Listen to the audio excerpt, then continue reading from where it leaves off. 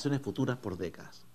Quienes hoy estamos inaugurando esta Asamblea General, tenemos una misión a cumplir y una responsabilidad con esas generaciones futuras. Las decisiones u omisiones de hoy definirán el rumbo de la humanidad durante las próximas décadas. Estamos en medio de la más grave pandemia de los últimos 100 años, a la que se suma la crisis del cambio climático, una grave crisis social y económica y la erosión de las instituciones democráticas. A esto se agrega un multilateralismo que está bajo tensión y también la necesidad de reformar la arquitectura internacional. Sin embargo, no podemos quedarnos solo en lamentaciones. Muy por el contrario, los tiempos nos exigen un diagnóstico sereno y, por sobre todo, sabiduría, voluntad y coraje para adoptar las acciones eficaces y urgentes que se necesitan. Señor presidente, a pesar de las reiteradas advertencias de la comunidad científica de que las pandemias eran amenazas latentes, la comunidad internacional y los estados optaron por desoírlas. Así la pandemia del coronavirus nos tomó por sorpresa, sin mecanismos de alerta temprana, sin sistemas para compartir y coordinar la información, con sistemas de salud frágiles, incluso en las naciones más desarrolladas, que no siempre pudieron dar respuestas a todos los enfermos. Y lo más grave, sin vacunas, sin medicamentos para combatir el COVID-19. El personal médico de Chile y de todo el mundo salió, sin dudarlo, a trabajar sin descanso para enfrentar esta emergencia, poniendo muchas veces sus propias vidas en riesgo para proteger las nuestras. Hoy quiero rendirles un sentido homenaje por su abnegado y comprometido trabajo, por su profesionalismo, perseverancia y resiliencia. La pandemia nos mostró que cuando se desatan las fuerzas de la innovación, la tecnología y la creatividad, podemos alcanzar logros insospechados. En un lapso de tan solo 10 meses, pasamos de enfrentarnos a un virus del cual no teníamos información a contar con una batería de vacunas seguras y eficaces para combatirlo. Se trata de un logro sin precedentes en la historia de la humanidad. Recordemos que la vacuna contra la fiebre tifoidea tardó más de 130 años en ser aprobada. La vacuna contra la tuberculosis y el dengue llegaron 45 y 110 años después de que apareciera la enfermedad. Sin duda, hemos vivido un gran triunfo de la ciencia. Sin embargo, este triunfo contrasta con un fracaso de la política, pues aún hoy, mientras algunos países cuentan con dosis para vacunar varias veces a su población, hay países que no cuentan con las vacunas ni equipamientos para dar una protección mínima a su población. Triunfó la ciencia, es verdad, pero también es verdad que fracasó la política. En la ciencia prevaleció la cooperación, en la política el individualismo. En la ciencia reinó la información compartida, en la política la reserva. En la ciencia predominó el trabajo en equipo, en la política los esfuerzos aislados. Y de este fracaso debemos sacar lecciones. La primera es la humildad, ya que el mundo se vio súbitamente de rodillas ante un enemigo microscópico. La segunda es la solidaridad para acompañar y apoyar a los más vulnerables. La tercera es la colaboración, indispensable para resolver los problemas globales. Y la cuarta es la voluntad para escuchar la voz de la ciencia y la opinión experta. En Chile, aplicando estos principios, construimos una red de protección sanitaria que nos permitió muy temprano integrar el sistema público y privado de salud, triplicar el número de camas UCI disponibles y atender a los enfermos según sus necesidades, independiente de su previsión social o su situación socioeconómica. También ampliamos tempranamente nuestra red de diagnóstico, alcanzando hoy a 180 laboratorios en red, con una capacidad de procesar cerca de 90.000 test PCR diarios y más de 21 millones acumulados. Un pilar esencial de nuestra estrategia fue la identificación temprana de los laboratorios internacionales más promisorios que se encontraban buscando, desarrollando las vacunas necesarias. Basándonos en criterios científicos y sin consideraciones políticas, unida a nuestra firme decisión de lograr acuerdos y contratos tempranos, pudimos asegurar las vacunas necesarias para proteger la vida y la salud de toda nuestra población. Hoy Chile tiene casi el 90% de su población objetiva con vacunación completa.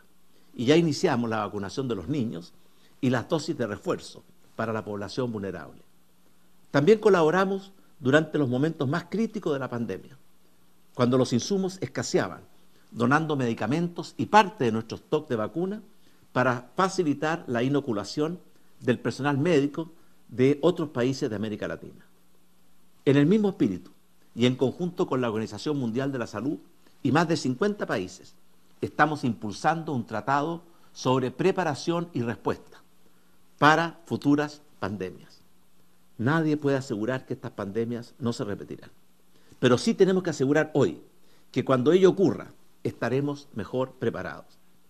Señor presidente, la pandemia también ha generado una crisis social y económica sin precedentes, que ha causado en el mundo entero una gran pérdida de ingresos, una gran pérdida de empleos, que ha afectado fuertemente a las familias, la bancarrota de múltiples emprendimientos, especialmente los más pequeños y medianos, un aumento de la pobreza y también de las carencias de las clases medias.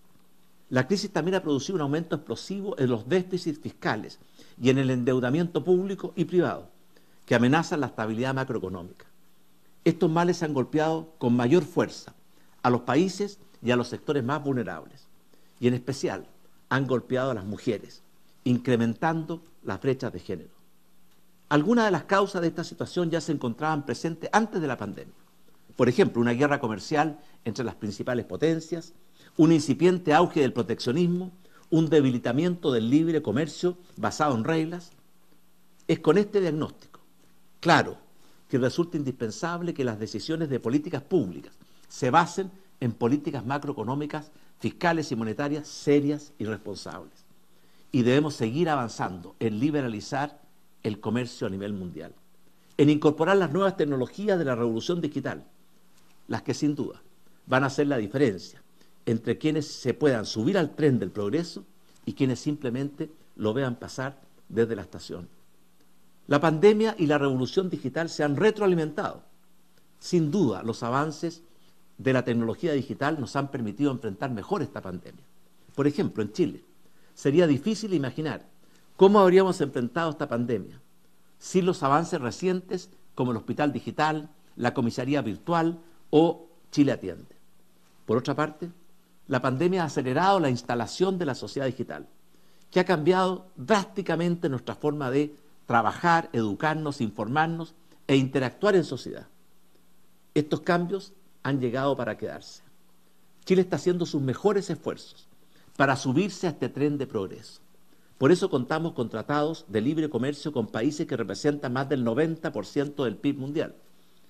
Esta importante red de integración, sumado a años de responsabilidad fiscal y monetaria, nos han permitido entregar uno de los paquetes de ayuda social más importantes del mundo durante esta pandemia. Este paquete alcanza al 20% de nuestro Producto Interno Bruto. La red de protección social que juntos hemos construido ha canalizado más de 35.000 millones de dólares en transferencias directas que han significado ayuda y alivio para las pymes y para cerca de 16 millones de los casi 20 millones de ciudadanos chilenos. Estas medidas nos han permitido recuperar la actividad económica y los niveles de inversión previos a la pandemia. Después de una caída de 5,8% del PIB el año pasado, este año nuestra economía crecerá en torno al 10%. También hemos logrado recuperar 1,9 millones de empleos, que equivalen al 80% del total de los empleos perdidos. Señor presidente, la pandemia del coronavirus nos ha obligado a restringir nuestras libertades y a decretar cuarentenas, pero el cambio climático no ha estado en cuarentena. Su avance continúa implacable y es más rápido y tiene efectos más graves de lo que habíamos esperado. Y lo más serio, algunas de sus consecuencias ya son irreversibles. En verdad, ya no se trata de un cambio climático. Estamos enfrentando una crisis climática. La ciencia, a través del informe del panel de expertos de Naciones Unidas, ha hablado en forma fuerte y clara. La ciudadanía nos exige como un imperativo moral cambiar el curso de la historia. Y la tecnología nos entrega las herramientas para evitar un apocalipsis ambiental. El momento de los diagnósticos ya pasó. Hoy es el momento de la acción, con firme voluntad y con un claro sentido de urgencia. Tenemos una responsabilidad histórica, tanto con nosotros mismos como con las generaciones que están por venir.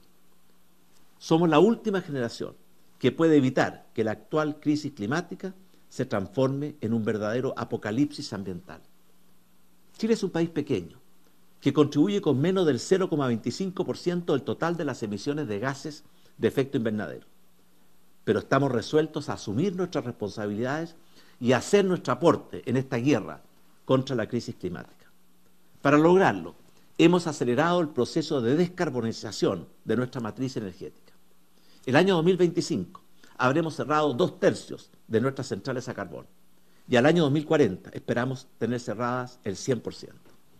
Adicionalmente, estamos trabajando para que el año 2030 el 70% de nuestra matriz energética esté basada en energías limpias y renovables, cifra que aumentará hasta llegar a prácticamente un 100% el año 2050.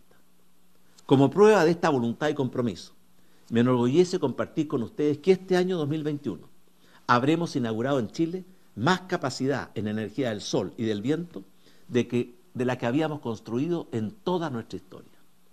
Pero no basta con reducir nuestra huella de carbono. Debemos ser más ambiciosos y lograr que nuestros esfuerzos por producir energías limpias y renovables trasciendan nuestras fronteras y ayuden también a otros países a cumplir sus propias metas de descarbonización. Para esto estamos desarrollando el hidrógeno verde, una energía limpia y renovable, en cuyo proceso de producción se aprovechan las bondades de nuestra geografía, la alta y constante radiación solar de nuestros desiertos y los fuertes y permanentes vientos de la Patagonia. Así, la naturaleza nos entrega la potencialidad de producir más de 70 veces la energía que hoy necesitamos, evitando así la liberación de millones y millones de toneladas de CO2 al año. El hidrógeno verde es la energía del mañana, que en Chile estamos produciendo hoy. A estas iniciativas se suman, primero, la electrificación de nuestro sistema de transporte público. De hecho, hoy Santiago es la ciudad, fuera de China, con mayor cantidad de buses eléctricos del mundo. Segundo, la protección de los océanos y su biodiversidad, incluyendo la primera área marina protegida en alta mar y una zona marina protegida en la Antártica. Tercero, la protección de nuestros bosques, incluida la plantación de más de 230.000 hectáreas de bosques en 10 años, privilegiando nuestras especies nativas. Y cuarto, la economía circular, la que incluye la prohibición del uso de bolsas y otros elementos plásticos. Y por sobre todo, el cambio desde una cultura de lo desechable hacia una cultura de lo reciclable. Cada generación tiene su propio desafío. Evitar que la crisis climática se transforme en un apocalipsis ambiental es la misión de nuestra generación.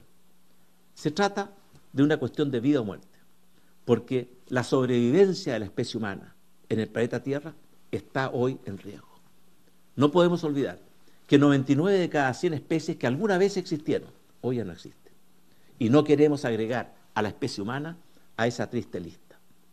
La historia, nuestros hijos, nuestros nietos y los que vendrán nos juzgarán no por nuestras buenas intenciones, sino que por nuestras acciones y resultados frente a este desafío. Señor presidente, en los últimos años las democracias han experimentado un proceso de progresivo deterioro. Todos los índices internacionales reflejan esta lamentable situación. El diagnóstico es único, pero las razones que lo explican son múltiples. En América Latina, además de razones endémicas, como el bajo crecimiento, la persistencia de la desigualdad y de la corrupción, la ineficiencia del Estado, la pobreza extendida, se suma la pandemia del coronavirus y otras enfermedades, igual de tóxicas y letales para las sociedades democráticas y amantes de la libertad, como el virus del populismo, el cáncer de la polarización y la peste de la fragmentación política. El virus del populismo opera prometiendo soluciones superficiales y fantasiosas que sabe que no puede cumplir. Y a cambio de efímeras satisfacciones en el corto plazo, termina siempre por sacrificar el futuro y debilitar el progreso. Y también por debilitar las instituciones democráticas y el imperio del Estado de Derecho. La polarización, que no deja espacio para los acuerdos y los compromisos. Este verdadero cáncer contamina el tejido social, infecta a las instituciones e inyecta intolerancia en todos los espacios de la vida en sociedad. Y finalmente está la fragmentación, que consiste en una tendencia hacia una política de identidades y causas individuales o de pequeños grupos, y que hace imposible articular y procesar las diferentes demandas sociales y dificulta sin duda la gobernabilidad. En nuestra región también ha surgido una nueva forma de amenaza a la democracia, que ya no es externa como antes, sino que proviene de su interior. Durante muchos años, las amenazas fueron acciones militares o subversivas para arrebatarle el poder a las autoridades legítimas y democráticamente elegidas. Hoy la principal amenaza proviene de gobiernos electos democráticamente, es decir, con legitimidad de origen, que maniobran para eternizarse en el poder, avasallan la independencia de los otros poderes del Estado, cooptan los órganos encargados de supervigilar los procesos electorales y muchas veces aplastan a los opositores, incurriendo en una abierta ilegitimidad de ejercicio. Hace 32 años, Chile tuvo una ejemplar transición a la democracia. Durante estas últimas 3 décadas hemos logrado no solo recuperar nuestra democracia y afianzarla, sino que también un alto crecimiento económico y de desarrollo humano, con disminuciones de la pobreza y las desigualdades, y siempre, siempre, respetando las libertades y los derechos humanos de todos los ciudadanos. Sin embargo, Chile no ha sido inmune a las amenazas que antes mencionábamos. El estallido social del año 2019 incorporó legítimas demandas sociales de la ciudadanía, pero también una ola de violencia inusitada e inaceptable. A pesar de las dificultades, conforme a nuestra larga y hermosa tradición democrática, Chile fue capaz de encauzar ese estallido social y sus legítimas demandas a través de un proceso pacífico, institucional y democrático, dentro de nuestra Constitución y dentro de nuestro Estado de Derecho. Porque estamos convencidos que la cura a los males antes mencionados es más y mejor democracia. Hoy, luego de un plebiscito transparente y participativo, funciona en Chile una convención constitucional, integrada de forma paritaria por hombres y mujeres, y con presencia de representantes de nuestros pueblos originarios. Esta convención deberá proponer a la ciudadanía una nueva constitución, la que deberá ser ratificada o rechazada por la ciudadanía a través de un plebiscito limpio, transparente y democrático. La mayoría de los chilenos esperamos que esta convención proponga el texto de una nueva constitución, que mejorando y corrigiendo todo aquello que debe ser enmendado, pero también incorporando mayor equidad y justicia social, proteja nuestras libertades, recoja nuestra tradición republicana y recoja los valores de nuestra sociedad. Señor presidente, otro desafío que enfrentamos en el mundo es si las actuales instituciones que conforman la arquitectura internacional se han ajustado o no a la nueva realidad global y si responden o no a los desafíos actuales y futuros. Desde que se crearon los actuales organismos internacionales en el siglo pasado, el mundo cambió radicalmente. Una revolución tecnológica y digital cambió drásticamente nuestras formas de vivir, de trabajar, de informarnos, de relacionarnos. Y sin embargo, la columna vertebral de las organizaciones multilaterales se ha mantenido prácticamente anquilosada. Hoy las instituciones internacionales requieren importantes ajustes y profundas regenerías para adecuarse a los tiempos presentes y a los desafíos futuros. Las organizaciones internacionales tienen que conjugar 2 principios. Primero, la más amplia participación posible para que tengan legitimidad. Y segundo, un sistema de toma de decisiones que no se vea perturbado por antagonismos, vetos, bloqueos o muchas veces dificulte los consensos tan importantes de lograr. Debemos encontrar nuevos mecanismos para lograr un mejor equilibrio entre ambos valores. La acción multilateral es esencial para proteger la democracia y la seguridad del mundo, para alcanzar el desarrollo y bienestar de nuestros pueblos, para proteger el medio ambiente y enfrentar las pandemias. Al mismo tiempo, el conocimiento público de sus procedimientos, sus debates, sus decisiones y la claridad en la designación de sus funcionarios son necesarios para un funcionamiento transparente. Después de todo, no hay mejor policía que el alumbrado público, ni hay mejor desinfectante que la luz solar. No puedo terminar estas palabras sin una reflexión de lo que significa el triunfo del régimen talibán, especialmente para las mujeres y niñas, que deberán vivir bajo su yugo. Señor presidente, la sociedad afgana está enfrentando momentos muy difíciles, pero las mujeres de Afganistán están en una situación especialmente peligrosa. Hoy, ahora, en estos precisos momentos, han vuelto al poder aquellos que en un pasado reciente quisieron prohibirles a las mujeres la educación y negarles sus libertades y derechos básicos. Aquellos que consideran que el mundo de las mujeres debe ser un mundo de sometimiento y quieren imponerle incluso matrimonios forzados. Aquellos que garantizan la impunidad para los culpables de abusos sexuales en contra de las mujeres. La agresión a las mujeres en Afganistán es una agresión a todas las mujeres del mundo. Y no podemos, las Naciones Unidas no pueden, sabiéndolo, quedarse de brazos cruzados, paralizadas por restricciones burocráticas o divisiones políticas en el Consejo de Seguridad. Debemos trabajar unidos para protegerlas y restituirles sus plenas libertades y derechos. Porque la causa de las mujeres de Afganistán es una causa de toda la humanidad. Quiero terminar estas palabras expresando nuestra satisfacción por las contribuciones que con mucho esfuerzo Chile ha hecho en los tiempos recientes. Por ejemplo, el aporte a la Declaración de Derechos Humanos, piedra angular de nuestra civilización, nuestra promoción activa de las democracias, de las libertades y de los derechos humanos en el mundo entero. También nos enorgullece nuestro aporte al cuidado de la Antártica, el último bastión prístino del planeta Tierra, a la protección de los océanos y a la lucha contra el cambio climático. También estamos orgullosos de albergar más del 70% de la capacidad de observación astronómica en el mundo y de ser pioneros en la investigación y desarrollo de las potencialidades del hidrógeno verde, energía limpia, que será esencial para ganar la batalla contra la crisis climática. Chile es y continuará siendo una nación libre y acogedora, dotada de un alma noble y solidaria, que superará las dificultades y mantendrá su identidad, gracias a la sabiduría, la moderación, el temple y el coraje de su pueblo. Chile seguirá siendo un buen país para nacer, para crecer, para formar familia, para trabajar, para envejecer, en un ambiente de libertad, justicia y paz. Y al mismo tiempo, Chile seguirá honrando todos sus compromisos internacionales y contribuyendo para poder legarle a las nuevas generaciones un mundo mejor. Muchas gracias.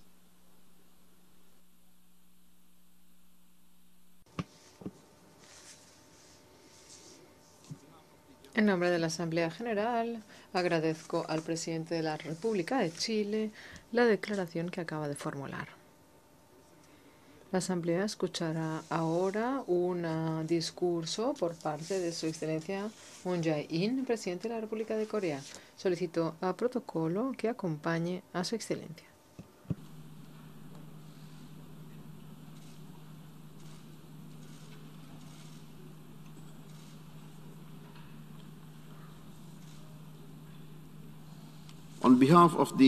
En nombre de la Asamblea General, tengo el honor de darle la bienvenida a las Naciones Unidas a Su Excelencia Moon Jae-in, presidente de la República de Corea, a quien invito a que se dirija a la Asamblea.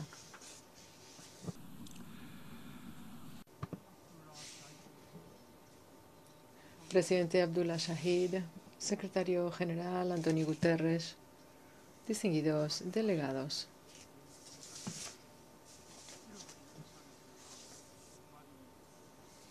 Dos años después, de nuevo aquí, en este podio de la Asamblea General, recuerdo muy vivamente las vidas